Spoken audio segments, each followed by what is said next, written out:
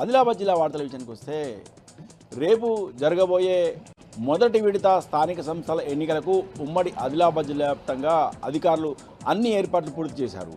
ఆదిలాబాద్ జిల్లాలో 160 గ్రామ పంచాయతీలలో, అలాగే నిర్మల్ జిల్లాలో 136 గ్రామ పంచాయతీలలో మొదటి విడతలో భాగంగా స్థానిక సంస్థల ఎన్నికలు జరగనున్నాయి. ఇందుకు అధికారులు అన్ని ఏర్పాట్లు చేశారు.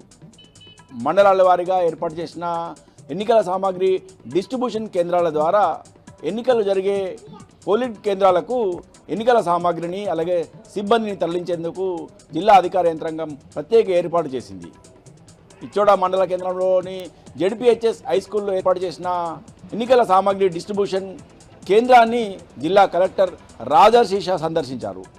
ఈ సందర్భంగా జిల్లా కలెక్టర్ మాట్లాడుతూ జిల్లా వ్యాప్తంగా ప్రశాంతంగా ఎన్నికలు నిర్వహించేందుకు అన్ని ఏర్పాట్లు పూర్తి చేసినట్టు వెల్లడించారు.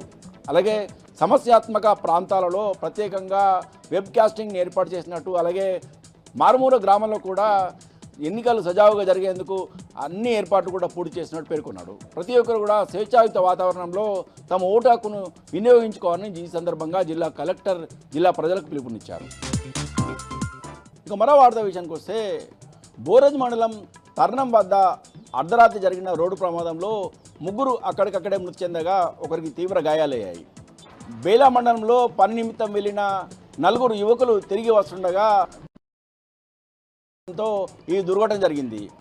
ఈ రోడ్డు ప్రమాదంలో 3 యువకులు అక్కడికక్కడే చనిపోయారు. ఒకరి తీవ్ర గాయాలు కాగా గాయపడిన వారిని వెంటనే ఆసుపత్రికి తరలించారు. రిమ్స్ ఆసుపత్రిలో మృతదేహాలను బీఆర్ఎస్ పార్టీ జిల్లా అధ్యక్షుడు జోగు రామన్న పరిశీలించి వారి కుటుంబ సభ్యులను ఓదార్చారు. రోడ్డు ప్రమాదంలో 3 యువకులు చనిపోవడం దురదృష్టకరమని, వారి కుటుంబాలను ప్రభుత్వం ఆదుకోవాలని సందర్భంగా బీఆర్ఎస్ పార్టీ జిల్లా అధ్యక్షుడు జోగు రామన్న డిమాండ్ చేశారు.